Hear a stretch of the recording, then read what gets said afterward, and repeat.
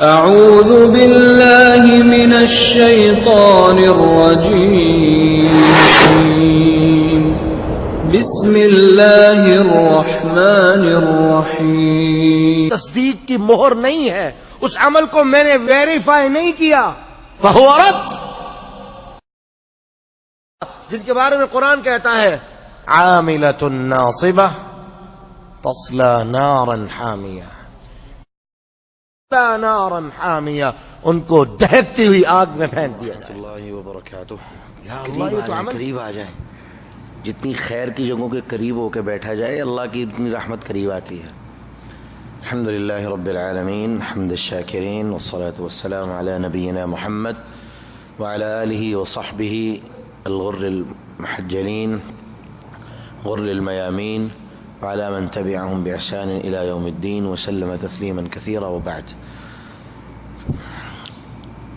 اس سے پچھلے ہفتے تو حاضر نہ ہو سکا. اس سے پچھلے ہفتے ہم نے اخلاص کے موضوع پر ایک بات شروع کی تھی، جس کے بارے میں یہ کہا گیا تھا کہ عبادت کے بارے میں جو بنیادی شروط ہیں اس کو ہم لے کے چلیں گے. تو آج انشاءاللہ اسی سلسلے کی جو دوسری کڑی ہے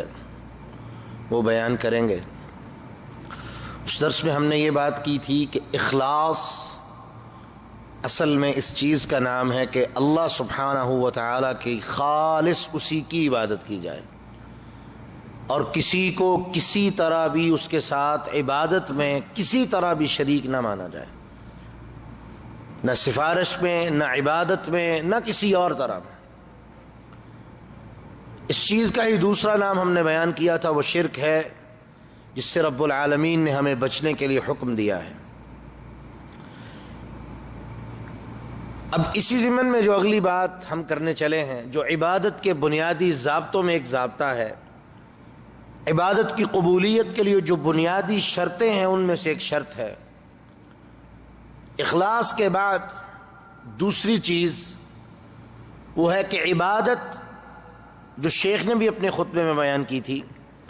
کہ بعض لوگ عبادت تو کرتے ہیں لیکن ان کی عبادت انہیں فائدہ نہیں دیتی. پہلی قسم کے لوگ تھے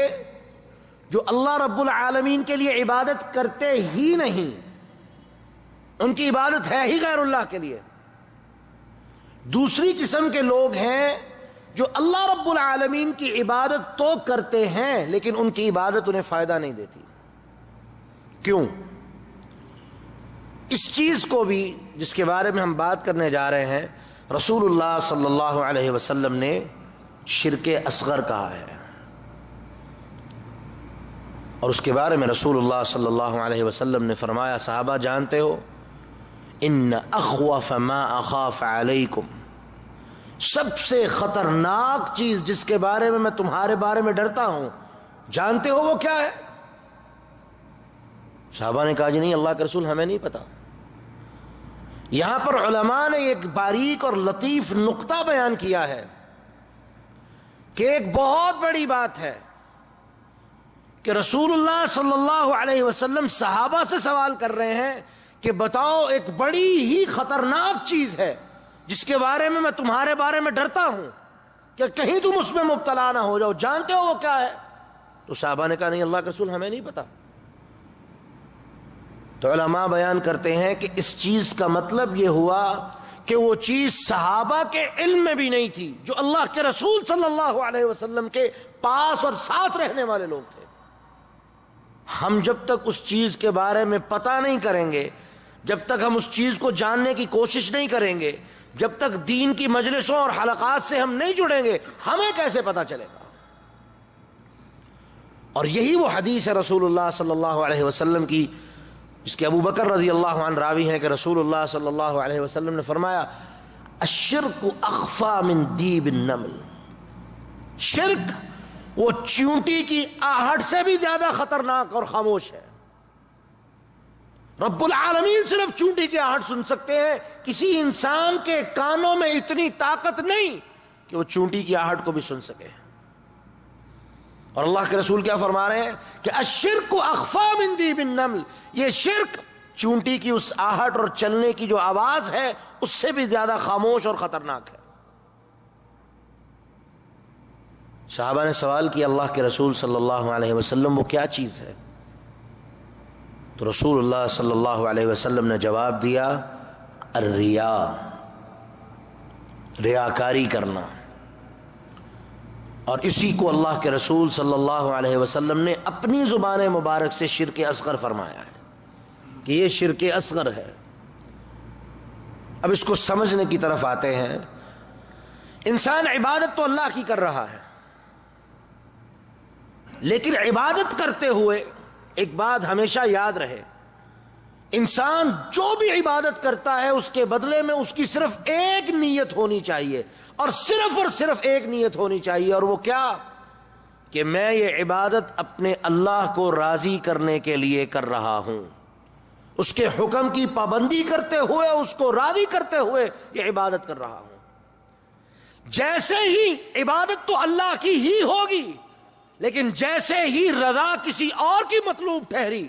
جیسے ہی کسی اور کو خوش کرنا مقصد ٹھہرا، وہی ہماری عبادت تباہ و برباد اور ہماری بربادی کا ذریعہ، وہی ہماری عبادت تباہ اور برباد اور ضائع اور ہماری بربادی کا ذریعہ بن جائے گی۔ اور یہ کتنا خطرناک معاملہ ہے۔ ایک ضعیف روایت اور ایک صحیح روایت دونوں بیان کر دوں، اور ان کو جب ہم جمع کریں گے تو ایک بڑا واضح مفہوم ہمارے سامنے آ جائے گا۔ صحیح روایت یہ ہے جو صحیح البخاری وغیرہ میں موجود ہے کہ رسول اللہ صلی اللہ علیہ وسلم نے فرمایا قیامت کے دن 3 شخص آئیں گے، اللہ ان سے سوال کریں گے بتاؤ تم کیا کرتے رہے؟ وہ کہے گا اللہ ساری زندگی تیرے دین کی تبلیغ میں مصروف رہا ہوں، تیرے دین کی تبلیغ کا کام کرتا رہا ہوں، تیرے دین کے ابلاغ اور لوگوں تک تیرے دین کی دعوت کا کام کرتا رہا ہوں۔ اللہ سبحانہ و تعالی فرمائیں گے کذبت، تو جھوٹ بولتا ہے۔ کیوں؟ کیونکہ تو عبادت، وہ تبلیغ جو یہ کام کر رہا تھا، اس کے پیچھے تیرا مقصد تھا، اور وہ کیا تھا؟ کہ لوگ تیری تعریف کرنے پہ مجبور ہو جائیں کہ یہ بڑا مبلغ ہے، بڑا دائی ہے، بڑی دین کی خدمت کا کام کر رہا ہے، لوگ تیری تعریفیں کریں، یہ تیرا مقصد تھا۔ میری رضا تیرا مقصد اور مقصود اور مطلوب کبھی نہیں تھا، اور میں اس کو اٹھاؤ جہنم میں پھینک دو۔ پوری زندگی کی تبلیغ اور پوری زندگی کی محنت، رب العالمین کا ایک حکم، اٹھاؤ جہنم میں پھینک دو، مجھے نہیں چاہیے اس کی عبادت۔ دوسرا، یہ مجاہد فی سبیل اللہ ہے۔ کیا کرتے رہے ہو؟ اللہ ساری زندگی تیرے رستے میں جہاد کرتا رہا ہوں۔ اب یہ کتنا بڑا عمل ہے، اپنی جان کو لے کے اللہ کے رستے میں جانا اور جان کو قربان کرنا، یہ کتنا بڑا عمل ہے۔ رسول اللہ صلی اللہ علیہ وسلم فرماتے ہیں اللہ اسے جواب میں کہیں گے کذبت، تو بھی جھوٹ بولتا ہے۔ کیوں؟ کیونکہ تو فی سبیل اللہ میرے رستے میں میرے لیے جہاد نہیں کر رہا تھا، بلکہ تیرے جہاد کے پیچھے یہ مقصد اور مطلب تھا کہ لوگ تیری شجاعت کے قصے سنائیں، لوگ تیری بہادری کی باتیں کریں، لوگ تیری شجاعت کی اور تیری جواں مردی کی باتیں کریں کہ بڑا مجاہد تھا، بڑا جواں مرد تھا، میدان جہاد میں بڑی محنت کرنے والا تھا۔ تیرا مقصد میری رضا اور میری رضا کا مطلوب اور مقصود نہیں تھا۔ اٹھاؤ اسے بھی جہنم میں پھینک دو۔ تیسرا شخص اللہ کے رستے میں خرچ کرنے والا۔ سوال ہوگا کیا کرتے رہے ہو؟ اللہ ساری زندگی تو نے مال دیا تھا تیری رستے میں، تیری رضا کے لیے تیرے رستے میں لٹاتا رہا ہوں۔ اللہ کہیں گے تو بھی جھوٹ بولتا ہے، بلکہ تیرا مطلوب اور تیرا مقصود کیا تھا کہ لوگ تیری سخاوت کی کہانیاں سنائیں۔ اٹھاؤ اسے بھی جہنم میں پھینک دو۔ اور جو ضعیف روایت ہے اس کے اندر اتنے لفظ اس قصے کے بعد اتنے زیادہ ہیں کہ یہ وہ 3 پہلے بدبخت ہوں گے جن سے رب العالمین جہنم کو بھڑکائے گا، جن سے جہنم کا آغاز کیا جائے گا، جہنم کو بھڑکایا جائے گا، جلایا جائے گا، جہنم کو جن سے گرم کیا جائے گا، وہ یہ بدبخت ہوں گے۔ عبادت بھی کی، جان بھی دی، پیسہ بھی لٹایا، لیکن عبادت، جان لٹانے میں، پیسہ خرچ کرنے میں اللہ سبحانہ و تعالیٰ کی رضا مطلوب اور مقصود نہیں تھی۔ اللہ رب العالمین کو اس کا عمل پسند نہیں، کیونکہ یہ ریاکاری کرنے والا ہے، دکھاوے کا عمل کرنے والا ہے، لوگوں کو دکھانے والا ہے۔ اللہ سبحانہ و تعالیٰ کی رضا اس کا مطلوب نہیں ہے۔ اسی لیے رسول اللہ صلی اللہ علیہ وسلم نے فرما دیا یہ شرک اصغر ہے۔ اور رسول اللہ صلی اللہ علیہ وسلم کی سنت طیبہ ابراہیم علیہ السلام سے، اس سے پہلے انبیاء علیہ السلام سے، کہ وہ لوگ اللہ رب العالمین کے حکم کی تابعداری کرتے ہوئے اللہ کے دین کو پہنچانے والے، لیکن ان کے اندر اتنی عاجزی اور انکساری تھی کہ انہوں نے کبھی بھی ایک عمل کرنے کے بعد یہ کبھی نہیں سوچا تھا کہ ہمارا یہ عمل اللہ کو بڑا پسند آیا، اللہ کے ہاں مقبول اور منظور ہے، بلکہ وہ ساری زندگی اس ڈر میں لگے رہتے تھے، ساری زندگی اس ڈر میں پڑے رہتے تھے کہ کہیں رب العالمین ہماری کسی ایک غلطی کی وجہ سے ہمارے سارے عملوں کو کہیں تباہ اور برباد نہ کر دے۔ اور وہ التجائیں کرتے رہتے تھے کہ اللہ جو عمل بھی تو نے ہمیں کرنے کی توفیق دی اسے اپنی بارگاہ میں اپنی رضا کے لیے قبول اور منظور فرما لے۔ ربنا تقبل منا، اے اللہ ہم سے ہمارا یہ عمل قبول فرما لے۔ یہ ابراہیم علیہ السلام نے ہمیں سنت سکھائی۔ بیت اللہ اللہ کے حکم سے بن رہا ہے، بیت اللہ کی تعمیر اللہ کے حکم کی پابندی کرتے ہوئے بن رہی ہے، اور ساتھ بندگی کا عالم یہ ہے، یہ ہماری ذمہ داری ہے کہ رب العالمین ہمارا رب ہے اور ہم اس کی بندگی کا حق ادا کریں۔ اور وہ کیا ہے کہ جو عمل بھی کریں وہ اللہ کے اوپر احسان نہیں ہے، اللہ کا ہم پہ احسان ہے کہ اس نے ہمیں وہ عمل کرنے کی توفیق عطا فرمائی ہے۔ اور سورۃ حجرات میں اللہ سبحانہ و تعالیٰ نے کچھ ایسے ہی لوگوں کا ذکر کیا۔ اللہ فرماتے ہیں یمنون علیک ان اسلموا، یہ لوگ آپ کے اوپر آ کے احسان جتلاتے ہیں کہ وہ ایمان لے آئے ہیں، ایسے ہی جیسے ہم اللہ پہ احسان جتلاتے ہیں کہ عمل کر لیا، اب معاذ اللہ ثم معاذ اللہ کہ ہم اللہ کا شکر ادا کریں۔ ہمارا کیا مطالبہ ہوتا ہے اور ہم کیا چاہتے ہیں اپنے اندر سے کہ اللہ اس عمل کے بدلے میں ہمارا شکریہ ادا کرے کہ جناب بڑی مہربانی، آپ ٹائم نکال کے تشریف لائے، میری عبادت کی بڑی مہربانی، شکریہ آپ کا۔ یمنون علیک ان اسلموا، وہ آ کے آپ کے اوپر احسان جتلاتے ہیں کہ ہم اسلام لے آئے، بھلا آپ ان کو بتا دیجئے قل لا تمنوا علی اسلامکم، اپنے اس اسلام کا احسان میرے سر نہ چڑھاؤ، بل اللہ یمن علیکم من ہداکم للایمان، یہ اللہ نے تم پہ احسان کیا ہے کہ اس نے تمہیں ایمان کے لیے ہدایت عطا فرمائی ہے، یا ایمان اور ہدایت عطا فرمائی ہے۔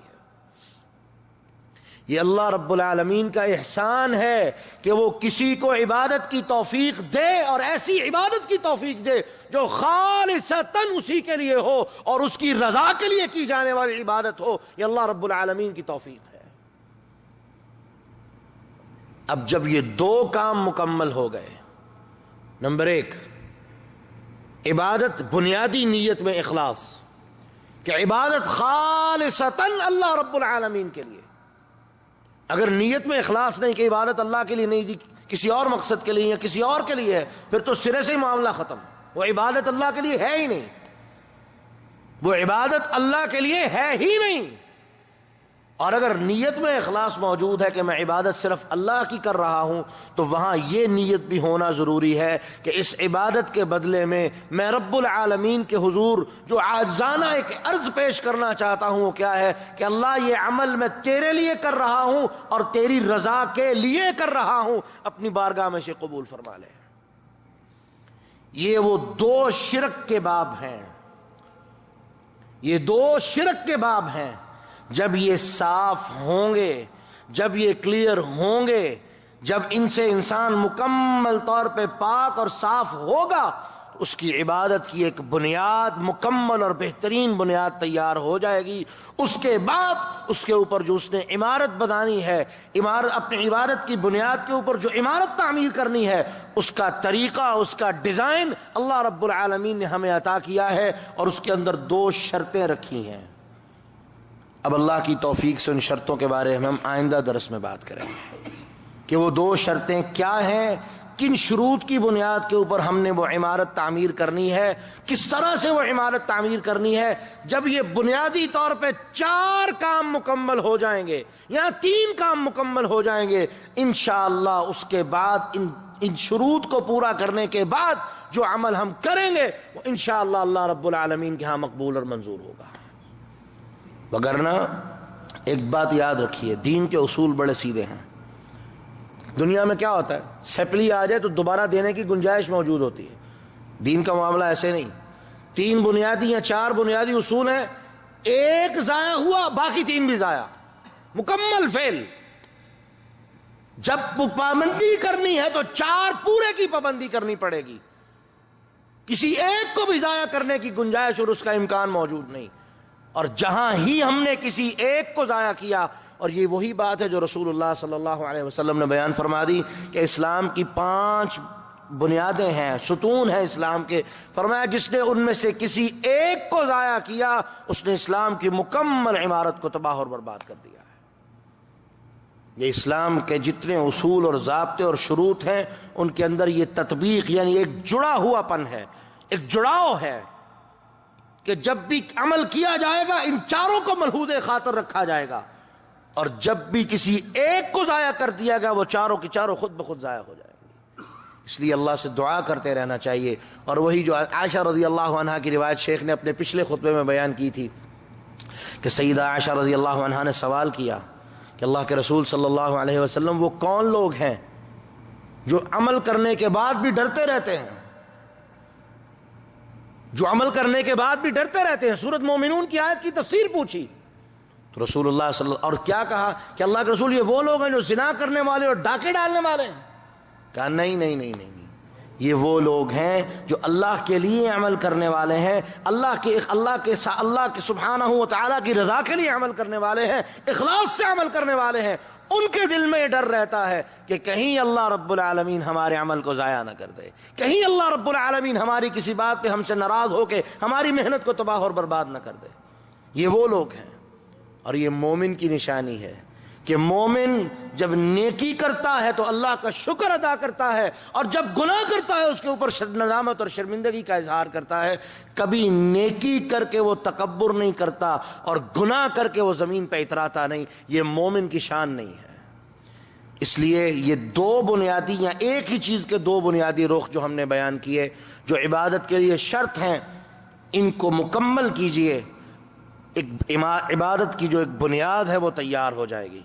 اور اس کے اوپر ہم نے عمارت کیسے مکمل کرنی ہے انشاءاللہ یہ آئندہ درس میں اللہ کے فضل و کرم سے اس کے بارے میں بات کریں گے۔ اللہ سے دعا کرتے ہیں اللہ سبحانہ و تعالی ہمیں سمجھنے اور عمل کرنے کی توفیق عطا فرمائے۔ ایک سوال بڑا ضروری،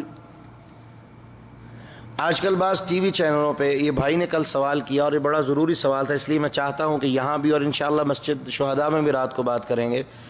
آج کل بعض ٹی وی چینلوں پہ قرآن مجید کی کچھ آیات کو دھوکہ دہی سے لوگوں کو سنا کے اس بات کی طرف دعوت دی جا رہی ہے کہ ہر انسان کی طبیعت کے موافق کچھ پتھر بنے ہوئے ہیں، لہذا ان پتھروں کو پہننا چاہیے، اس سے انسان کی ذات پہ اور طبیعت پہ